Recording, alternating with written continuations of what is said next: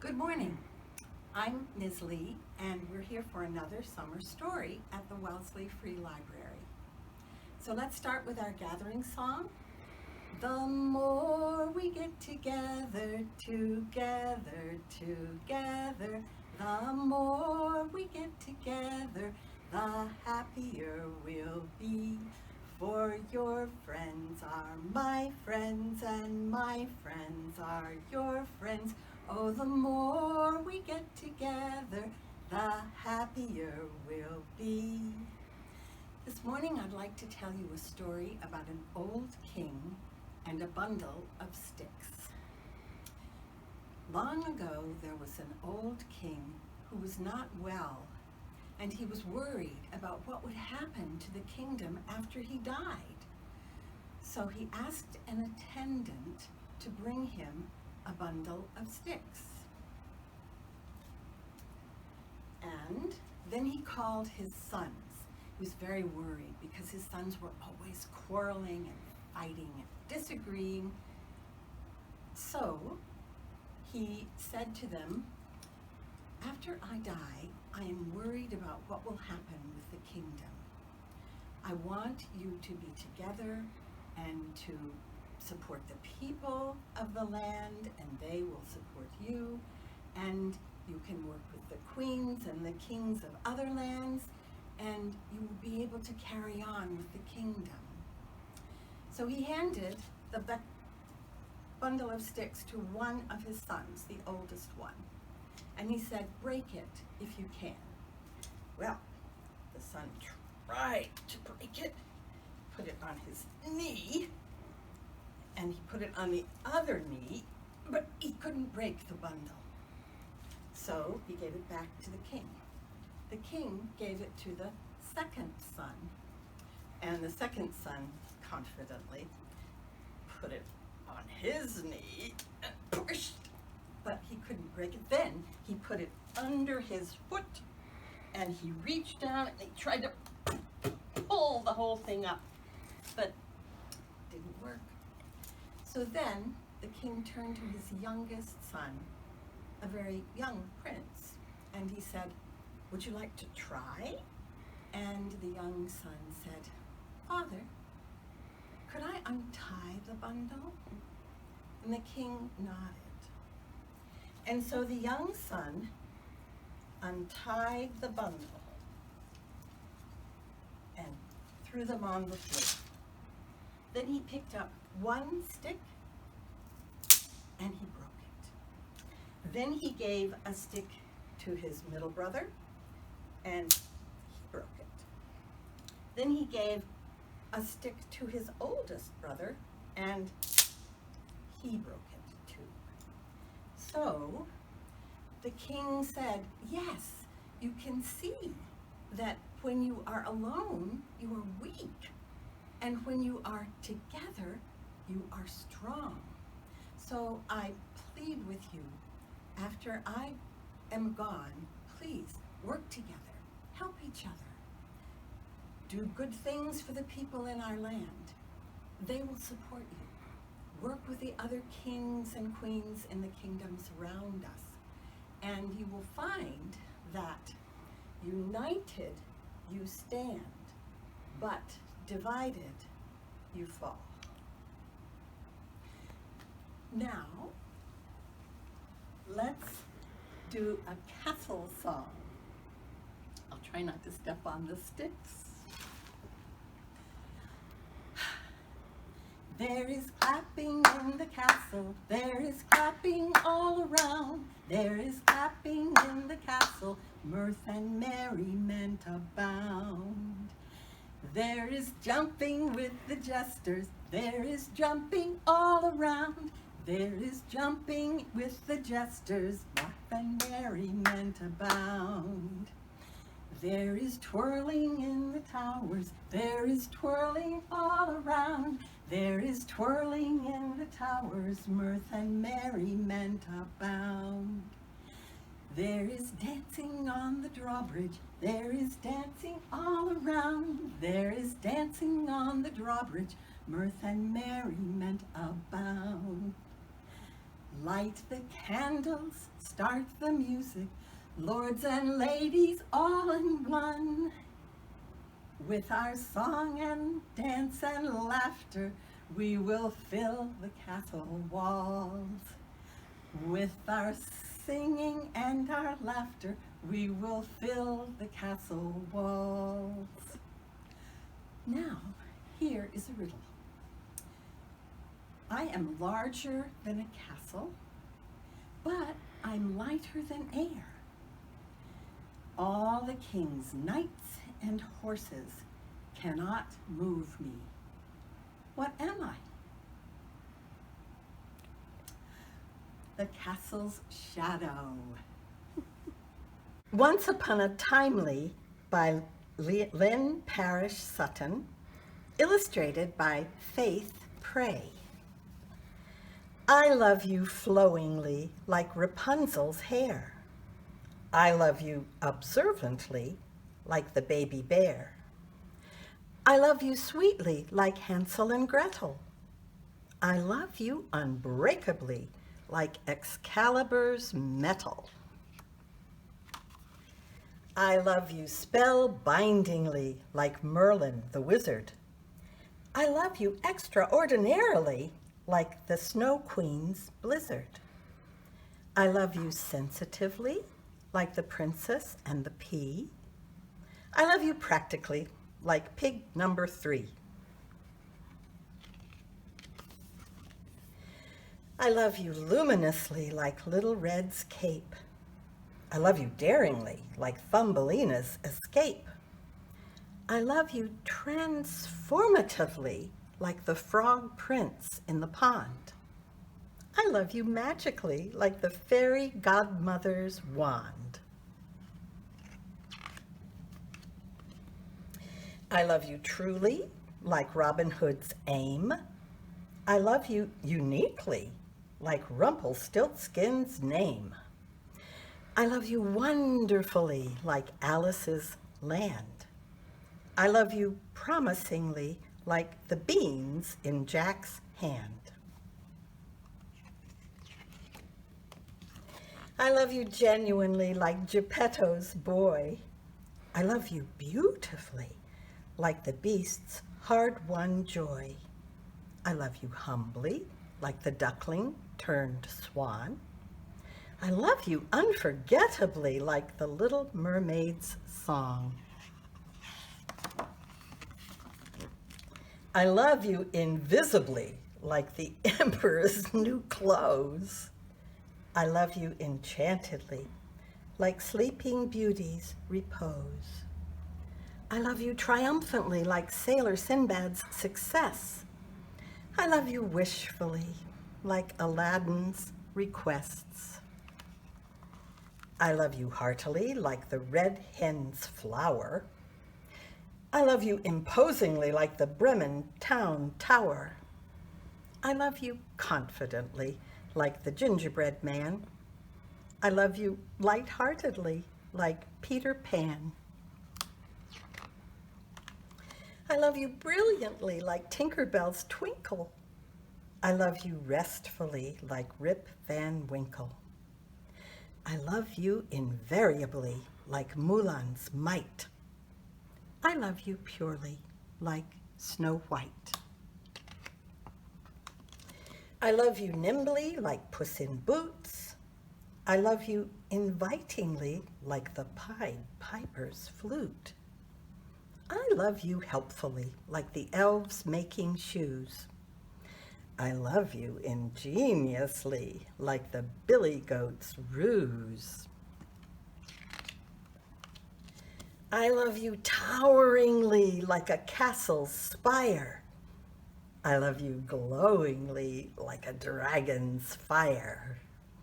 I love you courageously like a knight defending.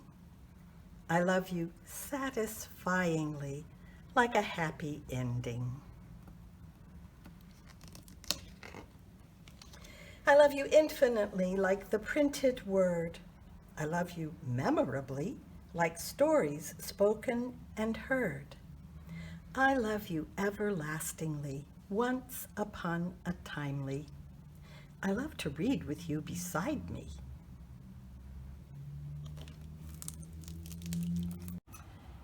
Here's a story about three princes. All three princes were in love with a princess. So the princess's mother, who was the queen, and the princess herself made up a game to find out which prince was the worthiest. So each prince had to stand on a box in a different corner of the throne room, whereas the princess stood right in the middle on the floor. And the winner had to touch the princess's hand, but they couldn't step on the floor, nor could they get something long and reach over to touch her hand. So they thought, and they thought, and they thought, and one prince finally knew what to do. And so he did it, and they were married. How did he do it? Well, he, on his box, stood and very politely asked the princess, would she like to please come over and touch his hand? And she would, and she did, and they were married and lived happily ever after. Not Quite Snow White by Ashley Franklin, with pictures by Ebony Glynn.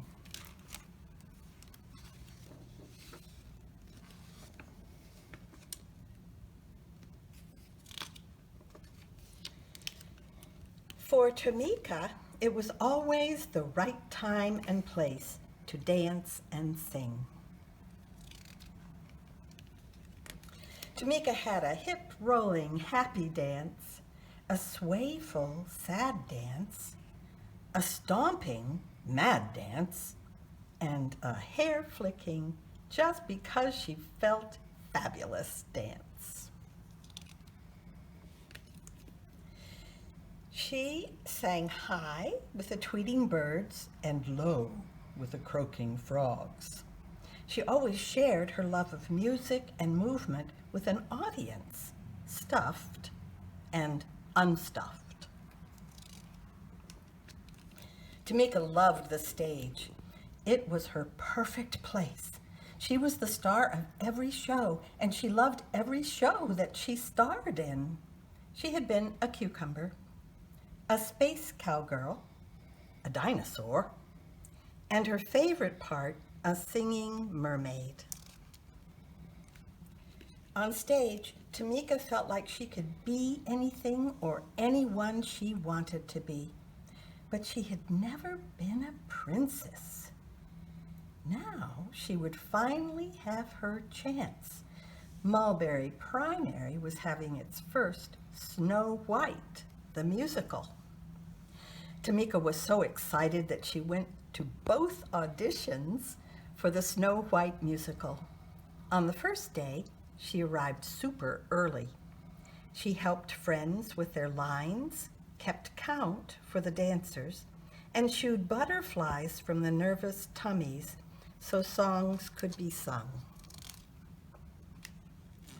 After the audition, Tamika heard some of the other kids whispering, "She can't be Snow White. She's too tall. She's much too chubby. And she's too brown." Tamika looked at her legs. They were long. Maybe the kids were right. A princess shouldn't be taller than her prince, should she? She looked at her belly. Maybe what the kids said was true. She could not remember any chubby princesses. Tamika looked at her skin. She was brown. How could a girl with brown skin play a princess like Snow White? Could those kids be wrong? Maybe she was wrong for wanting to be this princess. Tamika slouched and sucked in her belly. She tried pulling down her sleeves, but there was no getting around being brown. For the first time, she didn't feel like dancing or singing.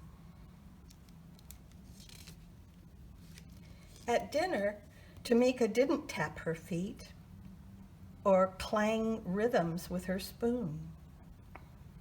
"Is something wrong?" asked her mom. "The other kids said I'm too tall, and too chubby, and too brown. I'm not right for Snow White," said Tamika. "You've got it all wrong," Mom said. "You are tall enough, chubby enough, and brown enough to be a perfect princess." "Besides," said her dad, "Snow White is just pretend. You've always been my real princess. You're just enough of all the right stuff." He kissed her forehead. Tamika smiled. Maybe her parents were on to something. At the audition the next day, Tamika watched all the other kids get on stage and do their best.